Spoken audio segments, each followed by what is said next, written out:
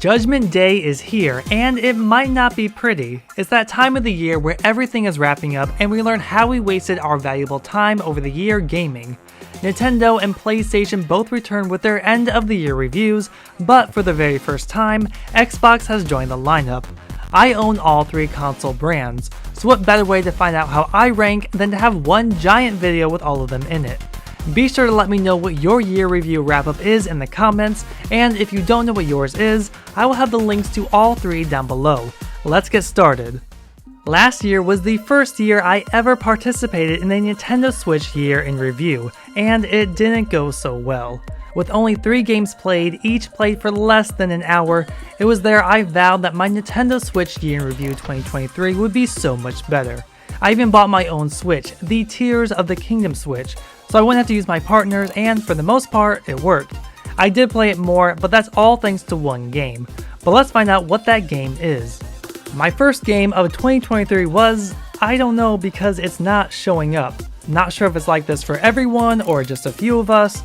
I restarted this multiple times, but it was the same, so let's move on. Much like last year, I only played 3 games, but here's the improvement. I played for 7 total hours. And my most played games this year were the Lara Croft Collection and Easy Come, Easy Golf. Majority of the time played was for the Lara Croft Collection. I started playing on July 7th of this year and played for 7 hours. Now I am a huge die-hard Tomb Raider fan, so any release or re-release of past games, I am going to be all over them. And even though I played Guardian of Light and Temple of Osiris on what feels like hundreds of times, I was more than happy to play again. I beat both games, but still plan on fully completing both. I highly recommend getting this collection for the Switch. They're great co-op games to play, but do know that some licensed content is missing, so that's a real bummer. My other most played game of the year was Easy Come, Easy Golf, and that was for less than an hour. I remember I play a few rounds every so often, and that was that. And like the Lara Croft Collection, it was most played in July when I was more active on the Switch. If you enjoy the Hot Shots Golf, Everybody's Golf series on PlayStation, you will love this game. It's from the same developers and feels right at home. According to my gaming trends, number 1 was action at 33%, adventure is also at 33%, shooting is at 33%, and then golf is at 1%. So majority of that screams a Lara Croft game.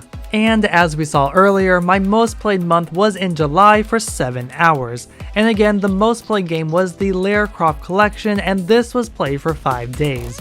I ended up streaming each game in its entirety on my House of Croft channel, and then I would go back in and do some cleanup on the games. Out of those 2 choices, the Lara Croft Collection has to be my favorite of the year. Within that, Guardian of Light has to be my all-time favorite. I have been looking forward to this collection for so long, ever since they announced it way back in 2021, and I am so happy it's finally released. If you decide to check out your year in review, you can download these stats to share with others online. Then we have some great games to get excited about in 2024. Personally, I'm looking forward to Princess Peach Showtime. Anytime a secondary character gets a chance to shine, it's a great time. And it's ridiculous how long it's taken Princess Peach just to get another game. And with that, there is my 2023 Nintendo Switch year in review. My 2024 Switch year in review should be much more improved. I have a few Switch related videos I plan on doing, including, hopefully, one of my first ones of 2024. So fingers crossed I will be able to come back next year and proudly show a huge increase in my review, and have more variety for Nintendo to pick from. This year marks the first year Xbox has had a year-end review.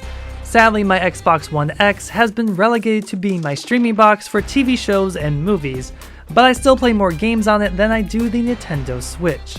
According to my 2023 highlights, my total time played is 80 hours, I played a total of 55 games, my earned gamer score this year increased by 1,585 for a total of 32,583, and that was by earning 95 total achievements. Unlike trophy hunting on PlayStation, I didn't really dive too much into getting all the achievements for Xbox games. For my Microsoft rewards, I earned 32,167. These can be a great way to earn gift cards. Me, I like to redeem these points for Xbox cards. And then my top gameplay month was August. That was most likely because I think I was getting more into the Forza series, especially Forza Horizon 3 and 4. I really dived into those two games. For my top genres played, 29% was action and adventure, 21% racing and flying, 16% shooter, 11% sports, and 23% was other. When stacking up with other players, I'm in the 30% of hours played, the top 15% of players for gamerscore, and the top 10% of players in achievements unlocked. My most played game of the year is Power Star Golf. I played it for 9 hours so far, have 12 out of 60 achievements resulting in 170 out of 1,250 gamerscore, and I'm in the top 10% for most active players, probably because no one plays this anymore. This is pretty much Xbox's version of Hot Shots Golf. Wacky characters, fun courses, everyone has a unique special to them. It's a really fun game and one I wish had a sequel. My second game is Soul Calibur with 8 hours played, and I'm in the top 30% of most active players for the game. Finally, we have Bully Scholarship Edition with 7 hours played so far. But this is where my issue is. The amount of time spent in Power Star Golf I can believe. I have played that game a ton since I found out about it. But with Soul Calibur, there is no way I have played that for 8 hours. I played it twice, maybe a total time adding up to an hour, maybe a bit over. Even Bully has a bit more credibility, but even that I know I have not played for 7 hours. And if it's going on time played so far and not how much in the year, then Tomb Raider Underworld should be one of the top spots. Between streams, playing for fun, and recording levels for a previous video, I've played Underworld a ton. Even on the Xbox app, it won't tell me my total time played in Power Star Golf, and it won't even show total times for 360 games. If you compare this to true achievements, something feels off. That's judging by the top played game of the year, that being Forza Horizon 3 with 6 hours played. So it's a bit confusing on how Xbox is celebrating this year and review. Parts of it are what you accumulated in the past year, but then a lot of it feels like overall lifetime stats. It's all very confusing and very off. Then the second part of Xbox's year in review discusses the overall community achievements. Users had 36,000 total games played, earned 4.5 billion total achievements, and gained 91 billion in total gamerscore. After that, it's just talking about some hot game releases like Modern Warfare 3, Starfield, and Forza Motorsport. And then it's just more advertising for consoles and controllers and whatever collaborations Xbox have this year. That's it for Xbox's 2023 year in review. A lackluster experience, and once you get past what you need to know, then everything else is one giant advertisement. There's little to get you excited for and nothing for you to share on social media. Now we finally get to the 2023 PlayStation wrap-up. With PlayStation being my main console, this is where the bulk of my playtime is. I already have a feeling of what my most played game was, and when you see it, I think you'll understand why. First, a few statistics from 2022's wrap-up to compare for later. I played for 720 hours, 201 games, my most played game of the year was Destruction All-Stars, and I earned 2,074 trophies with 59 earned platinums. Now for my 2023 wrap-up. I played 191 games this year, and the very first game I played was Peggle 2, a game I would play a couple of times and have never played again. For my top 5 games of the year, coming in at number 1, unsurprisingly, is Final Fantasy XVI, with 82 hours spent, 50 trophies earned, which includes the platinum, and a 12% playtime ratio. I just knew this would be my top game. Playing through Final Fantasy XVI once, doing the main missions, watching all the cutscenes, and doing all the side quests will definitely take up your time, and then playing the game all the way through again just to get the platinum. At number 2, we have Street Fighter 6 with 61 hours spent, 42 trophies earned with just one more needed for that shiny platinum, and then it has a 9% playtime ratio. Forspoken comes in at number 3, a controversial game on its own, but one I happily played for 54 hours, earned all 62 trophies including its DLC, and an 8% playtime ratio. Number 4 is very surprising. Here we have Knack. I platinum Knack 2 in 2022, and it's been my goal to platinum the first. With me really diving into the game this year, I played for 31 hours, have 33 trophies earned so far, and a 4% playtime ratio. And ultimately, this is the most shocking top game out of the 5. And finally at number 5, we have the Resident Evil 4 remake. 27 hours spent, 22 trophies earned so far, and a 4% playtime ratio. For my gaming style, PlayStation says I'm a role player thanks to all my time spent in Final Fantasy XVI. I've spent 12% of my game time leveling up, completing fetch quests, and saving the world once again. Or in this case, twice.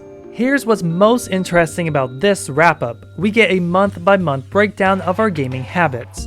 In January, my most played game was Knack with 21 hours, 193 gaming sessions, 70 hours logged, 45 games played, and 221 trophies earned. February's game of the month was Hogwarts Legacy with 15 hours played, 135 gaming sessions, 54 hours logged, 32 games played, and 151 trophies earned. In March, my top game of the month was Resident Evil 4 Remake at 19 hours played, 101 gaming sessions, 46 hours logged, 28 games played, and 138 trophies earned. April's game of the month was Forspoken with 13 hours played, 111 gaming sessions, 50 hours logged, 37 games played, and 89 trophies earned. For May's top game, we have Entwined with 9 hours played. I was determined to get all the trophies for this, and I did. 156 gaming sessions, 53 hours logged, 35 games played, and 161 trophies earned. In June, we have Street Fighter 6 at 31 hours played. Definitely enjoy playing the game's World Tour mode, and then we have 190 gaming sessions, 83 hours logged, 42 games played, and 195 trophies earned. July, we have Final Fantasy XVI at 27 hours played, 85 gaming sessions, 43 hours logged, 22 games played, and 98 trophies earned. August is a low shift for me, with me revisiting Wipeout Omega Collection for 8 hours, 127 gaming sessions, 44 hours logged, 29 games played, and 95 trophies earned. With the release of Mortal Kombat 1 in September, I played it for 21 hours, had 95 gaming sessions, 57 hours logged, 22 games played, and 114 trophies earned. Spider-Man 2 finally released in October, and I played that for 25 hours, had 145 gaming sessions, 64 hours logged, 29 games played, and 101 trophies earned. In November, Final Fantasy XVI was once again my top game of the month. At this point, I was working on getting that Platinum Trophy, and I had 151 gaming sessions, 54 hours logged, 40 games played, and 134 trophies earned. And finally, in December, Street Fighter 6 was my top game of the month with 14 hours played. I finally finished World Tour mode, and a lot of my time was spent trying to practice for online tournaments I can never win. I had 94 gaming sessions, 26 hours logged, 24 games played, and 50 trophies earned, at least for half of December. Then we have PlayStation Plus recommending some role-playing games for me because once again I had to grind away at Final Fantasy XVI, so PlayStation thinks I would love to grind in some more role-playing games. This year I played for 642 hours. I spent 70.87% of my time playing 97 games on my PlayStation 5. 29.13% on 102 PlayStation 4 games, 0.47% of my time playing 3 games on my PlayStation VR 2. Sadly, I didn't play as much because there's very few games I'm interested in. And my favorite DualSense was the black DualSense. I own too many colors of the DualSense and I used to swap through them but was too lazy to change colors, so black was my go-to this year. In 2023, I earned 1,544 trophies, 39 platinum, 309 gold, 444 silver, and 752 bronze, and my trophy level increased from 725 to 750. Like previous years, I've been slowing down on trophy hunting. A ton of the games I wanted trophies in I platinumed, and between gaming and its grind and making videos on YouTube, I just don't have as much downtime to trophy hunt as I used to. Now this year has a social style, and that is of the Messenger, with 327 messages sent this year. All thanks to my good PlayStation friend whose username keeps changing so I can't do a proper shoutout. For PlayStation Stars, I earned 117 digital collectibles and earned 290 points, with 1 common, 39 uncommon, 54 rare, 0 mythic, which I really want to know what this looks like, 2 legendary, and 21 heroic. And you have a chance to earn a Spider-Man Spider-Bot collectible through this wrap-up. Definitely worth it, and I'm always happy to fuel my addiction of collecting. And that's a wrap on 2023. Throughout the wrap-up, you can earn these cool cards to share your stats online. Here you have a chance to redeem an exclusive avatar and PlayStation Stars collectible. By the time you see this, I would have redeemed the code, but I'm assuming it's a universal code and can be used by anyone, so feel free to try. Here are some exciting games we can look forward to on PlayStation. Definitely looking forward to Tekken 8 and Final Fantasy VII Rebirth, but I will be playing all of these when they come out. And then to top it off, we have some advertising on 2 PlayStation accessories. And those are my wrap-ups for the year. Some were better than others, Nintendo's I like to improve on, finally get that chance to play Super Mario Bros. Wonder. Personally, I say PlayStation still has the best and most exciting wrap-up. It really feels like a giant celebration, and they continue to add more and more to it every year. Xbox has a lot of statistics but feels rushed and confusing and short. Xbox needs to improve their 2024 release. Where do you stand with Nintendo, Xbox, and PlayStation? Let me know in the comments, and if you don't know, the links to all 3 will be down below. Be sure to like and subscribe for future content. Thank you so much for watching, and I'll see you in the next video.